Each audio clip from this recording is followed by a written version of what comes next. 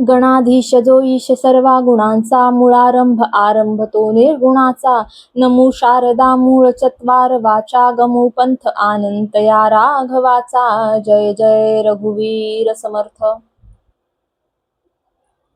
रामकृष्ण हरी सर्वांना.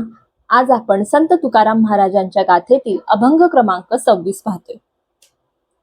आलिंगन घडे मोक्ष सायुज्यता जोडे, ऐसा संतांचा महिमा झाली बोला याची सीमा.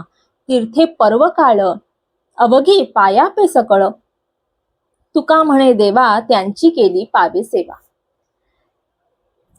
या 26व्या अभंगात संत तुकाराम महाराज आपल्याला सज्जनांचा महिमा सांगतात, संतांचा महिमा, सद्गुरूंचा महिमा सांगतात.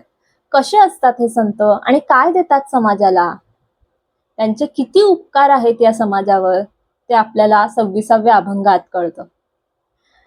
हे जे संत आहेत, आलिंगन घडे मोक्ष सायुज्यता जोडे, यांना केवळ मिठी जरी दिली, केवळ आलिंगन जरी दिलं या संतांना, तरी सुद्धा आपल्याला मोक्ष सायुज्यता मिळते. 4 प्रकारच्या मुक्ती सांगितलेल्या आहेत: सलोकता, समीपता, स्वरूपता आणि सायुज्यता. पहिली मुक्ती आहे सलोकता, म्हणजे आपण ज्या इष्टदेवतेचं ध्यान करतो त्याच्या लोकामध्ये, म्हणजे शिवलोक असू दे, वैकुंठ असू दे, ब्रह्मलोक असू दे, इथे आपल्याला राहता यायला मिळणं म्हणजे सलोकता. स्वरूपता, स्वरूपता म्हणजे काय? ईश्वरासारखंच रूप, ईश्वरासारखंच ऐश्वर्य मिळणे म्हणजे स्वरूपता. आणि समीपता म्हणजे ईश्वराच्या सानिध्यात, ईश्वराच्या जवळ राहायला मिळणं म्हणजे समीपता. आणि सगळ्यात शेवटची आहे सायुज्यता, म्हणजे ईश्वराच्या स्वरूपामध्ये एकरूपता साध्य होणे म्हणजे स्वरूपता. आता याच्यामध्ये ज्या पहिल्या 3 मुक्ती आहेत त्या कधी ना कधी क्षीण होतात आणि आपला पुण्याचा संचय संपला की आपल्याला पुन्हा जन्म घ्यावा लागतो. परंतु सायुज्यता ही मुक्ती अशी आहे की एकदा का ती मिळाली की पुन्हा जन्म मृत्यू नाही. सायुज्यता म्हणजे त्याच्या स्वरूपात आपण एकदा विलीन झालो, खऱ्या ब्रह्माची प्राप्ती झाली की आपल्याला पुन्हा जन्म मरण नाही, अशी ही सायुज्यता मुक्ती मिळते. मोक्ष सायुज्यता जोडे असं संत तुकाराम महाराज म्हणतात. ऐसा संतांचा महिमा झाली बोला याची सीमा, याच्यावर काहीच बोलता येत नाही. आपण जर दासबोध वाचला तर दासबोधात संत रामदासांनी सज्जनांचा महिमा, संत स्तवन जे लिहिलंय ना, त्याच्यामध्ये या सगळ्या गोष्टी तुम्हाला मिळतील. काय म्हणतात ते? आता वंदीन सज्जन जे परमार्थाचे अधिष्ठान, जयाचेनी गुह्य ज्ञान प्रकटेजनी, जे वस्तू परम दुर्लभ, जयेचा अलभ्य लाभ, तेची होय सुलभ संत संगे करुणी. मोक्ष श्रिया अलंकृत ऐसे हे संत श्रीमंत, जीव दरिद्री असंख्यात नृपती केले. महाराजे चक्रवर्ती चाले आहेत पुढे होती, परंतु कोणी सायुज्य मुक्ती देणार नाही.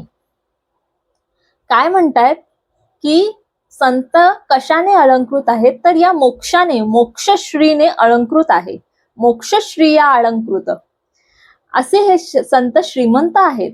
आणि आपण जे बघतो राजे महाराजे सत्ताधीश, हे सगळे खरं तर दरिद्री आहेत.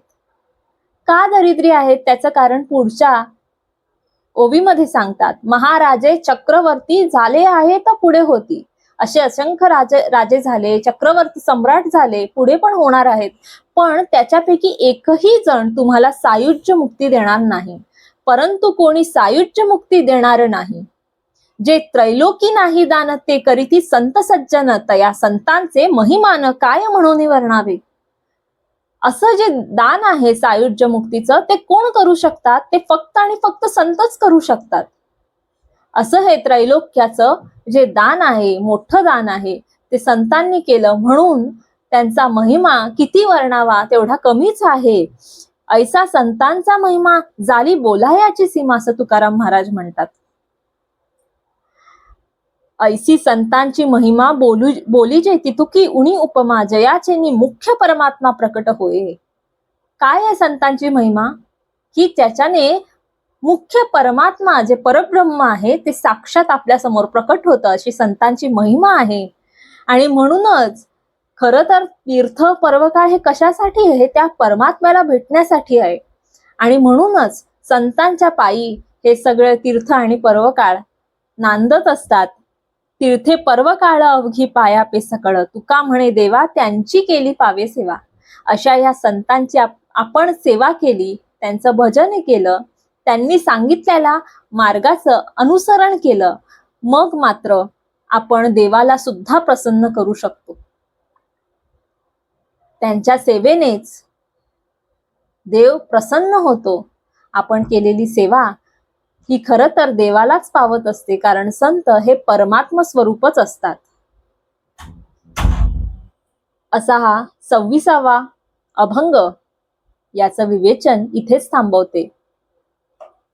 गुरुर्ब्रह्मा गुरुर्विष्णू गुरुर्देवो महेश्वरः, गुरु साक्षात परब्रह्म तस्मै श्री गुरवे नमः. उपासनेला दृढ चालवावे, भूदेव संतांसी सदा लवावे. सत्कर्म योगे वय घालवावे, सर्वामुखी मंगल बोलवावे.